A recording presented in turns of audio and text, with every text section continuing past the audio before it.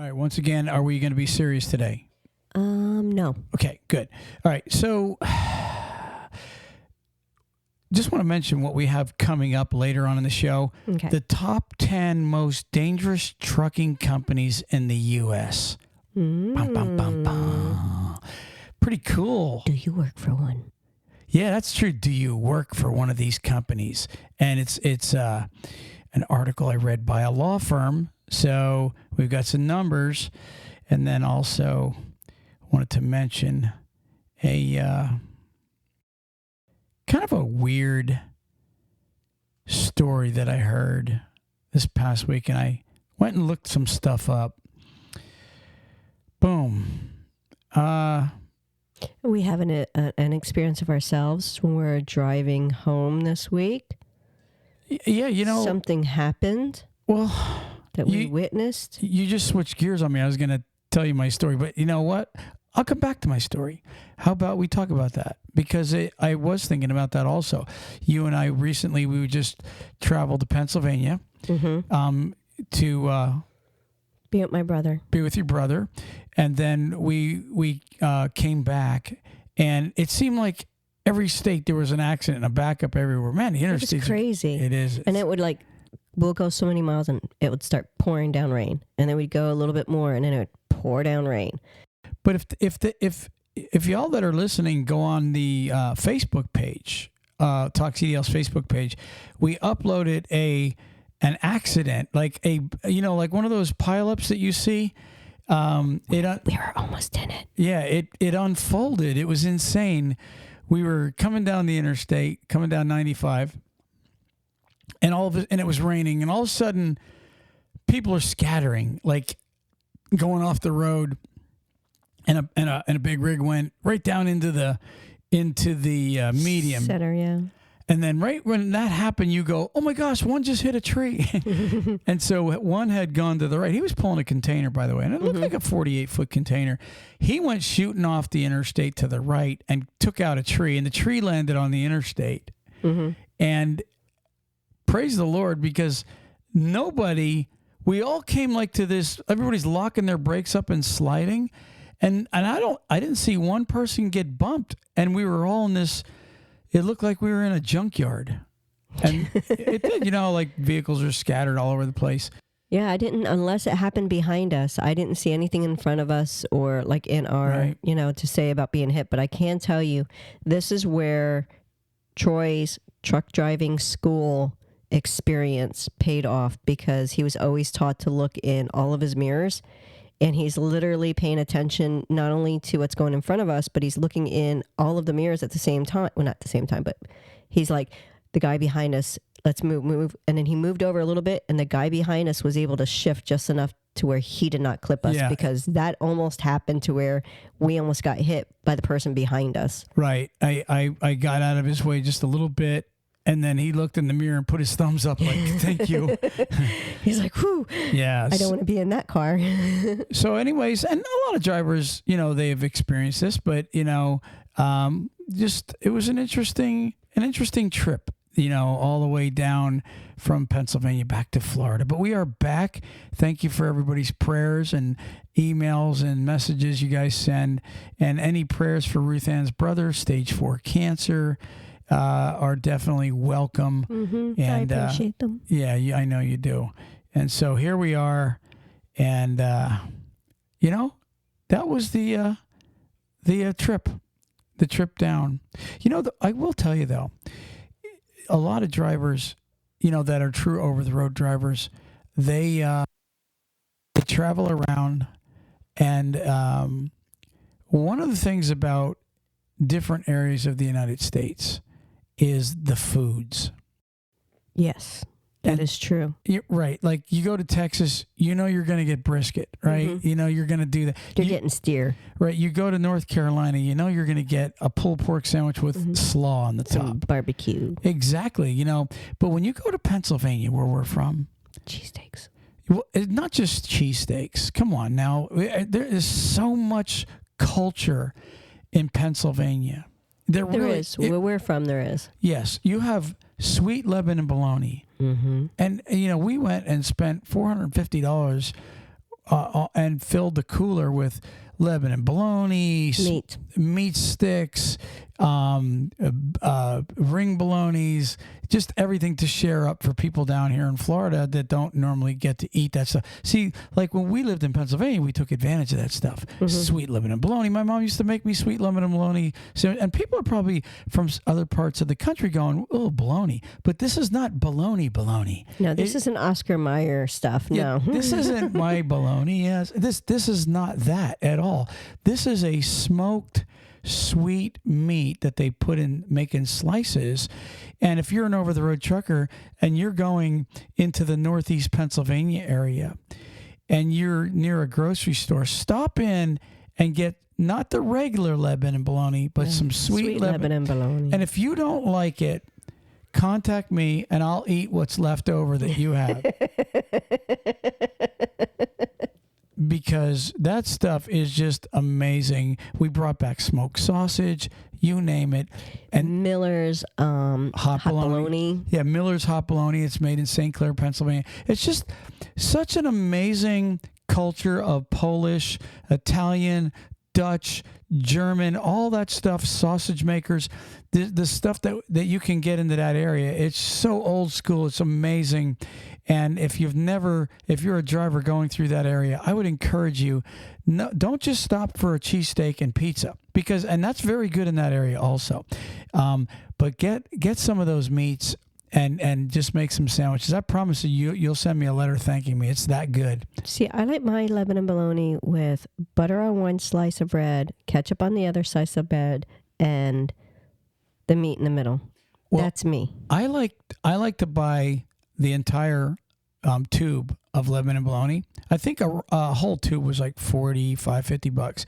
And then I cut it thick and I'll fry it and I'll break an egg in the pan and I'll put a piece of Lebanon bologna, cheese, egg on a bagel.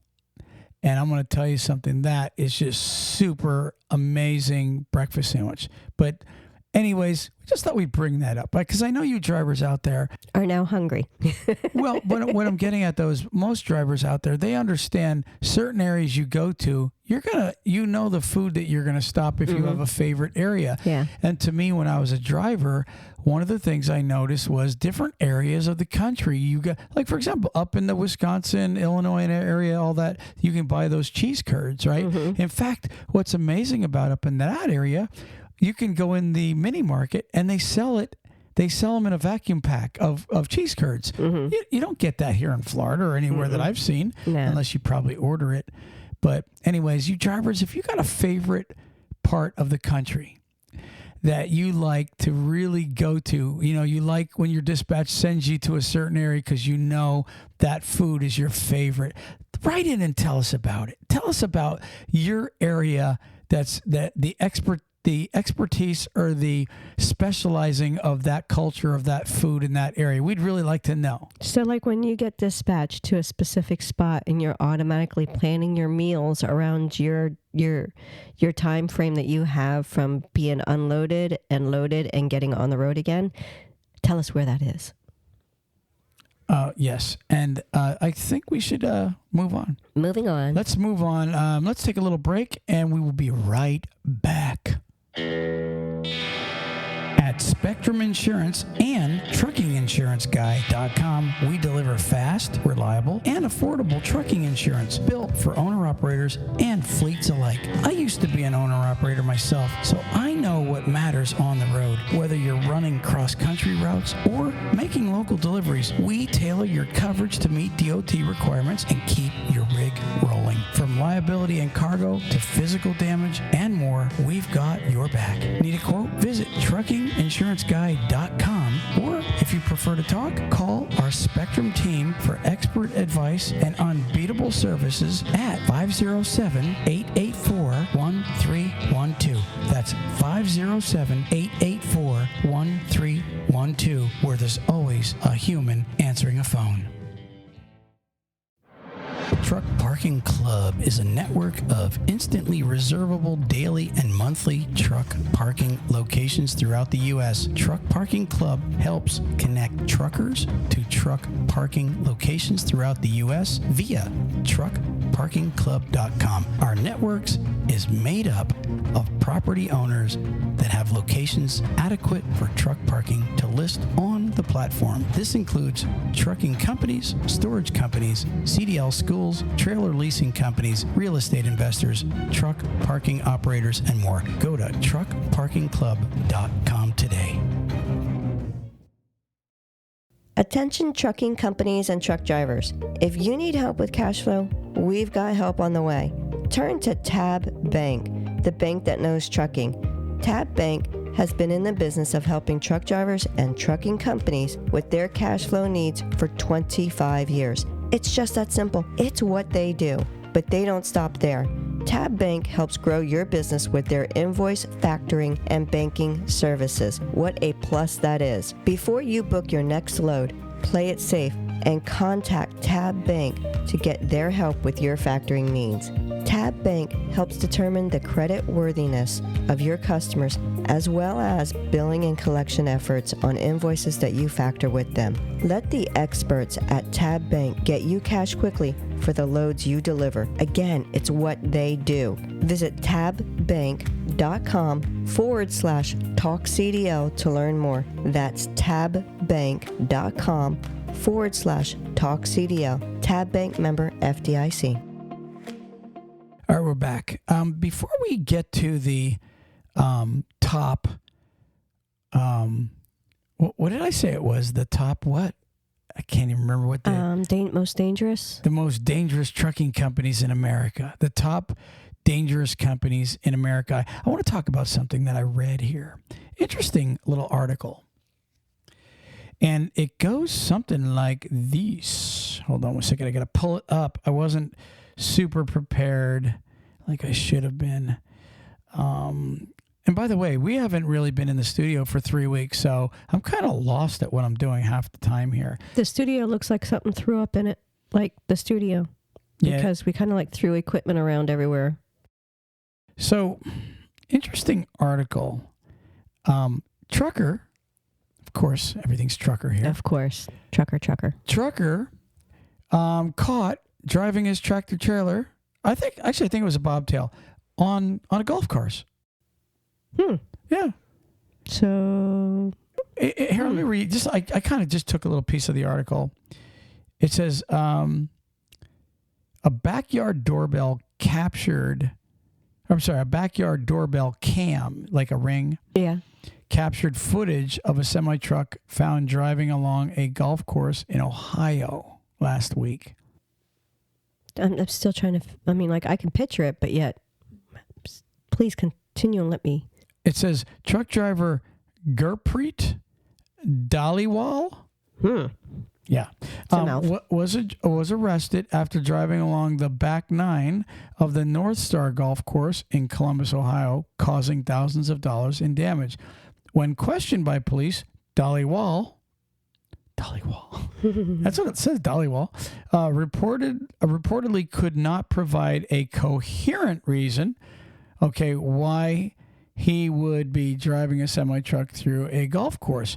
Dhaliwal did not submit to a drug screen, but unidentified pills were found in the cab of his truck. So I'm wondering, because that new law just came out where you got to speak English. So I'm wondering if he was stoned and couldn't speak English, which would be double jeopardy. And GPS. I don't know what happened there. Well, he did a ton of damage, so. But why do you end up on a golf course and continue to drive? You've got to say to yourself, wait a second, it's almost like somebody going up a one-way road. Eventually, if you're not wasted or you don't understand, you might want to say to yourself, something doesn't seem right here. At first, when you were first saying it, my first instinct was, oh, he's mad about something. I thought at first that he lived on the golf course and started just driving around it because he got angry because, golf balls were flying out his house constantly or something. I don't know. So at first, that's what I was thinking. And then when you started talking, I'm like, that don't sound like that. seems to be confused to me. Yeah. And, whether it be confused because of the unidentified pills, It could be. which, It could be a hindrance there. for all we know, there were Tylenols. But anyways, Generic form. Right. That's why they couldn't identify him. or it could be a language thing. I don't know. I just know that if he was looking to do damage, he'd probably be out there doing donuts or something on the putting green or something. Yeah, but it didn't say he had a trailer for sure or not? You didn't? I don't know. I don't know if he had a trailer or not. I'll be honest. I don't want to misspeak. I seen the picture of his tractor. I think there was a flatbed trailer on it, if I'm wrong or right. But I would tell you that when you're a driver, there's got to be moments in your life where you regret certain things. But driving on a golf course, getting arrested, and Having unidentified pills in your cab. and making the news. Yes. Let's not forget your celebrity. Yeah. So, anyways, let's move on. Moving on. All right. So, okay.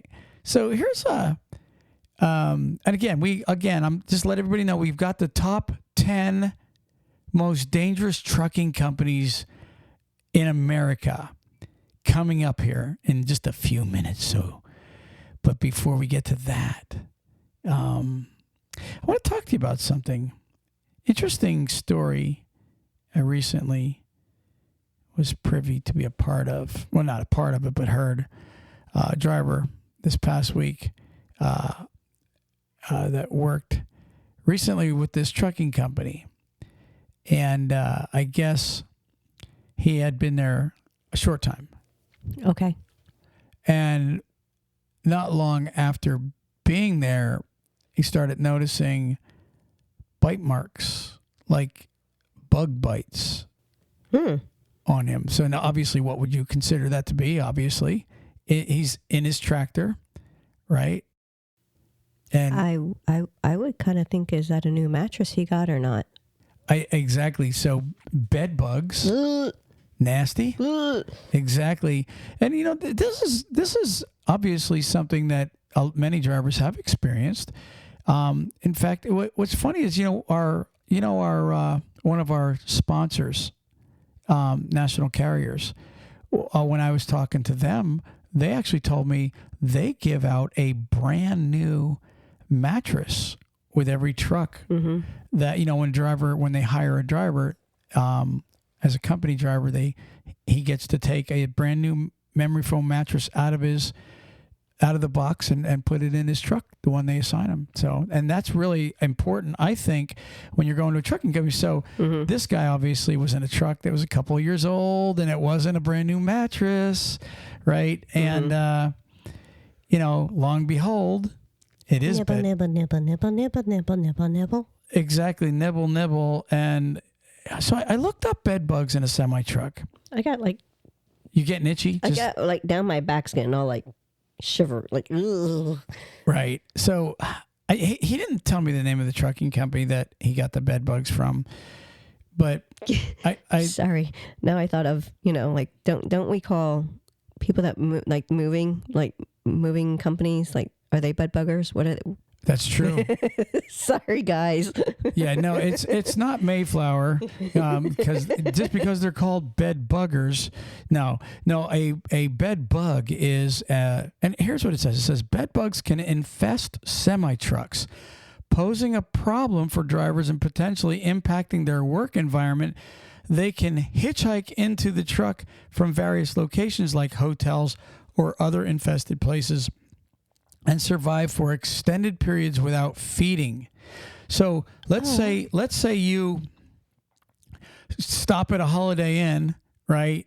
And you pick up bed bugs, but then you get home in a couple days and you're home for say 2-3 days. Those bed bugs are still going to be alive when you get back in your truck. They're just rearranging the furniture on you. I looked this stuff up. It says, here's some signs of an infestation. See, a lot of people, obviously you wouldn't get in the truck if you knew there was bed bugs, right? Of course not. And so neither did this guy. he had told me. So here's some signs that you got bed bugs in your trucks. It says discarded exoskeletons. It says bed bugs shed their skin as they mature, leaving behind these exoskeletons. So it's almost like snakes lose their skin. Yeah, but these are tiny, tiny little things. I know, but it'll like little probably brown pieces of pepper looking things, I would imagine. Here's the second sign. Blood stains. That's the brown pepper looking stuff. Well, listen to this. It says red and brown blood stains on sheets and mattresses are a telltale sign. So if you go to get in a truck and you see like little stains in those in the bed, I'm walking back into the dispatch office or wherever, and I'm saying, dude, hey, no way I'm getting in that truck until you get that mattress out of there And defog it. And to be honest with you, I believe that all trucking companies should change. You should give every driver a brand new mattress, just like National does. And if I was a driver, you're going to a company and, you show up and it's a filthy, dirty truck. That tells you exactly who you're working for. Yeah. When I worked for Great Coastal before they went out of business, when I showed up, they assigned me a truck. I was just telling the driver this. There were 7 piss bottles filled in the bunk, and I walk back in them and they're like, well, sorry, we didn't get to clean it yet. I'm like, well, detail no. Well, no, they were like super busy. This was years ago. I went and got some cleaner and cleaned the damn thing, or else I would have been sitting there waiting a day for them to clean it. I was so mad. But anyways, here the third, and I didn't know this. Here's another telltale sign that there's bed bugs in your semi truck. Musty odor. It says an unpleasant, musty odor can indicate a bed bug infestation. I didn't know that they smelled. No, I didn't know that either. So, and then here's the other thing, obviously. This is the obvious one. Small red bites or welts on the skin can be a sign of bed bug activity. And they're not in like one spot. They're generally like grouped. In a sense, this is about the best. Like you had a bug stuck in like the crevice of your arm, and they bit you in multiple spots.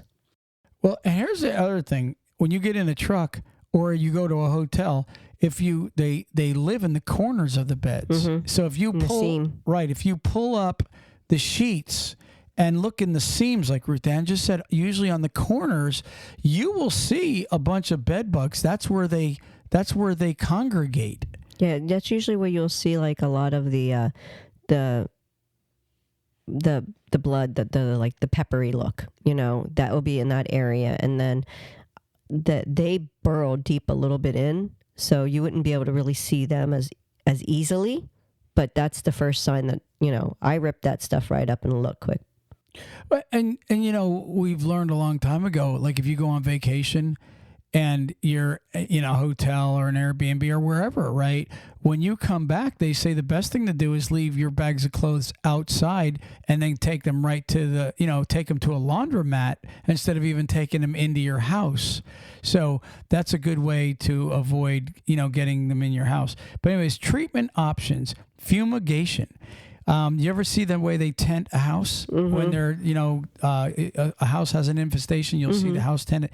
Well, they do that for tractors also.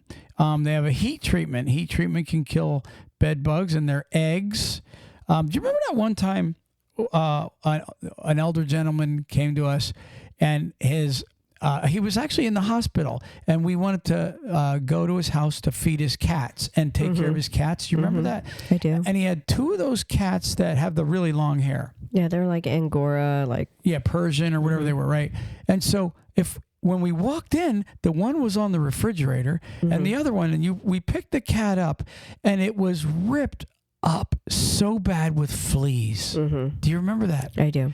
And so we were like, "Oh my gosh, these cat." The one cat was so afraid; it was literally on top of the fridge trying to get away from the fleas in this house. They were bouncing off of us. Yeah. And this guy was not a dirty guy. No. He was a very nice, clean guy. So you and I went and we took the cats and we kept them in the house because he was in the hospital at the time, and we treated the cats. Yes. They did not like us, but we... Well, the reason I'm bringing this up because we just read about eggs. Mm-hmm. And so the one thing we went and read up on, we went and bombed the house. It's called bombing. You have to get those bug bombs, and you got to get out of the house for 24 hours because it's going to just fog the whole house.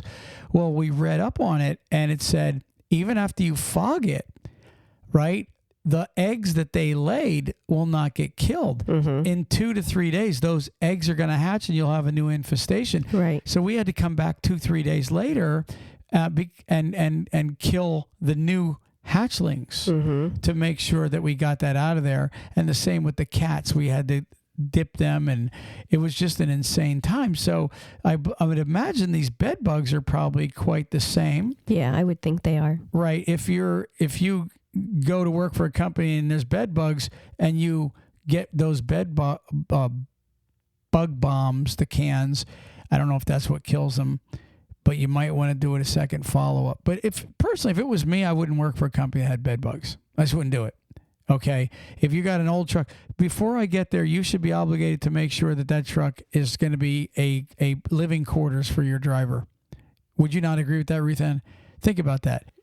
I think that they should have them detailed every time before they come in. And I think that every driver deserves a new mattress and pillow. Like, make them comfortable. This is your driver. This is the person that's earning you money. Make them comfortable, whether it be with a nice little cushy seat and a cushy bed.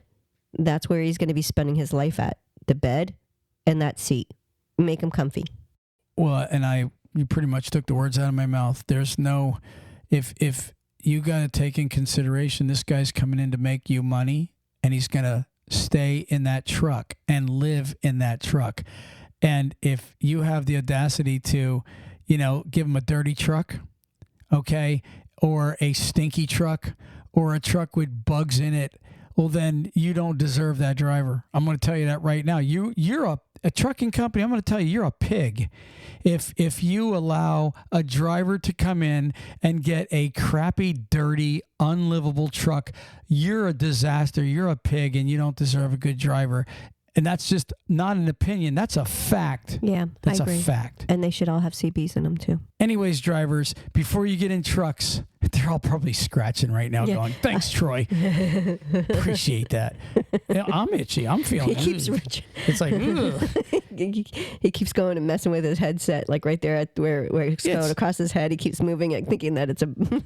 Well, you know how like when you talk about certain things, and then all of a sudden you feel this little something on your back. You're going, "Oh, like lice." Do I got? Yeah, exactly. Like you get around when you're talking to someone and they say, "Oh, my kid just came home from school at lice," and next thing you know, you're like going home and checking your kids, and you're itching. Well, I'm scratching my head when I'm around somebody with lice. Okay. Anyways, moving on. And let's take a quick break, and we're going to come back with the 10 most dangerous trucking companies in America. Take a break. For over 20 years, Sumar Financial has been a trusted partner for owner-operators and small carriers, providing fast, flexible, and transparent freight factoring solutions that keep businesses rolling. Here's why truckers choose Sumar. Number 1, same-day payments. Number 2, if a broker doesn't pay, Sumar takes the loss. Zero risk for you. Number 3, no reserve plan. Get all your money up front with no hidden final payouts. Number 4, no long-term commitment. Try Sumar with no minimum volume requirements or long-term contracts. Number 5, fuel card program with top savings. The best network in the country, flexible payment methods, and IFTA support. With fast, hassle-free payments, technology-driven solutions, dedicated account executives, no surprises, no hidden fees. Trust Sumar Financial to get your invoices paid today. And when we say paid today, we mean paid today. For more information and to learn about Sumar, go to landings.sumar.com/talkcdl. That's landings.summar.com/talkcdl. If you're a driver looking for a new trucking job, check out NCI. NCI offers the following: new Kenworth T680s, competitive wages, solo, team, and students welcome, plus a full benefit package for you and your family. Check them out today at 888-311-7076. That's 888-7076. And tell them Talk CDL sent you. All right, we're back. Hello? I'm right here. I mean, hello, you're looking right at me. I was just making sure you're there upstairs. Anyways. Thank you. Okay, so top 10. Hold on, I gotta shut that door. Okay. All right. So I'm going to read this, and it's really in no super particular order, except for the last two. They're the top two. And it's titled Top 10 Most Dangerous Trucking Companies in the U.S. Okay, essential insights for road safety. Now, it's the website is pkblawfirm.com. Okay, pkblawfirm.com, and I think that PKB stands for Paul Knopf Bigger. So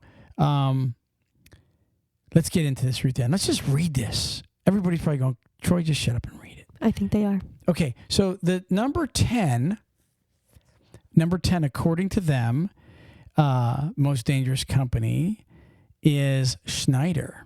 Woo. Woo, woo, woo. Schneider National and now this is a study done, okay, now it's not saying the date on this one, but most of them are saying 2020 to 2022, okay? So it looks like pretty much, again, this was not saying Schneider's was 2020 to 2022, but it looks like they're all grouped into that, okay? Okay. It says they had 200 crashes in a 2-year period, 20 fatalities. Wow. So, yes, so 20 people, whether it was, and we should also keep in mind one thing, that most tractor-trailer accidents with, say, four-wheelers, 80% of them are caused by the four-wheeler. Yes. So I'll say that in defense of the trucking company. But this is titled by what was it, PKB Law Firm, titling this the top 10 most dangerous trucking companies in the U.S., okay, so number 10 was Schneider. Number 9 is Estes Express Lines. Okay, exactly. They had 163 crashes with 15 fatalities. Okay, that's number 9. Number 8 would be Warner Enterprises with 271 crashes and 16 fatalities. So if you compare that to Schneider had 200 with 20. Warner had 271 with 16 fatalities. You have a confused look on your face. I do, because... Okay, so wait. What was Estes again? Again, that's why I said this is no particular order. So okay, you're trying to figure out... That's what it was. I was thinking you went 10, 9, 8. Well, it is 10, 9, 8, but I looked at those numbers also, and some of them didn't make sense as far as like the order where they're at. This is just giving you the top 10 and what they are. So like you said, Estes was 15 fatalities with 163 crashes, which seems... But the reason I think Estes is there is because they have less trucks than Warner. You see what I'm saying? Like if you look up Estes, Warner has like 10 or 15,000 trucks. Estes probably has, I don't know what they have, but so they were able to get almost as many crashes with probably lesser trucks. Okay. And that may be why they are number 9. Okay. All right. So you had Warner at 8, and number 7 would be Swift. You know, and you would think Swift would be up there in the top 2, 3 even, right? Yeah. So Swift's percentage, it says 15% of its trucks have safety violations, which that's pretty bad because Swift has 20 or 25,000 plus. They also are owned by Knight now. So between Swift and Knight, they probably have 30, 40,000 trucks now. So these people, and it's not saying that night is a part of this part. Well, you said it was from 20 to 22 in that time frame. Did Knight buy Swift at that point? And they may not, if you're right. So it might be just only Swift there. Right. So, yeah. So, Ixnay on the night tie. Ixnay on night. That's my alleged. Anyways. Okay. So, but it says 289 crashes in the 2-year period with 28 fatalities. Wow. Okay. Definitely highest so far. Right. Exactly. JB Hunt, number 6. Okay. JB Hunt had 543 crashes. Oh my gosh. They crushed it. They doubled it. I know. With 50 fatalities. Oh my gosh. Double. So like people make fun of Swift all the time. JB just got the spot. JB literally almost doubles Swift's crashes and almost doubles their fatalities. That's crazy. That is crazy. Wow. I haven't. And is JB slower than Swift? Or are they about the same? I don't know about the speed. I just know that, they doubled. And I don't think JB has more trucks than Swift. I know they don't. No. So that's pretty scary. Yeah, because when I was growing up as a driver, JB was the one we made fun of. Yeah, I know, right? Yeah. And it was JB and Schneider. And then Swift started coming in. Right. Remember when Schneider was all orange all the time, Mm-hmm. and then like the cones, people would call them Schneider eggs. But anyways, JB Hunt, what do you laugh at? Schneider eggs. Yeah. The little orange construction cones. Mm-hmm. You never heard that before? No, for some reason I missed that one. Right. So anyway, so you have now Swift is the one that's made fun of, but JB still has more wrecks. Yeah. Isn't that crazy? That is crazy. Yeah. But again, who's your go-to make fun of company? Everybody makes fun of Swift. Exactly. Maybe this podcast will change that. Who knows? Okay, number 5, XPO Logistics. XPO. Yeah, and again, I guess XPO, the reason why they're number 5, because they only have 21 fatalities. It doesn't say how many actual accidents. It says 21 fatalities and 181 injury crashes. But again, they have lesser trucks. So if you have lesser trucks and you still have a high amount, this is how they figured this per capita or whatever, okay? And again, this is 2020 to 2022. Number 4, U.S. Express. And U.S. Express, it says right here, it says they have 7,000 trucks. Okay. And I just realized something. I'm going to go back to XPO. It says they have 11,000 drivers, right? What is JB Hunt? See, right here, it says JB Hunt has 25,700 drivers with 22,500 vehicles. And it says Swift has, they're saying Swift has 16,000 vehicles. So not that much less than what JB has. Yeah, that doesn't make sense because when I had looked up Swift on Safer a couple of years ago, they were at 23,000. I don't know. Yeah, COVID hit. So. I don't know where they're getting their numbers. They may be wrong. Anyways, so XPO definitely has half the trucks, and that's why they're at number 5. So number 4, again, is U.S. Express. And U.S. Express only has 7,000 trucks. That's what it says here, right? They had 20 fatality crashes, and it says injury accident rate of a 0.173 per million miles. So U.S. Express is number 4. They rated them at number 4. Number 3, and what's really funny about this is, I'll read it, but it doesn't give a lot of stat.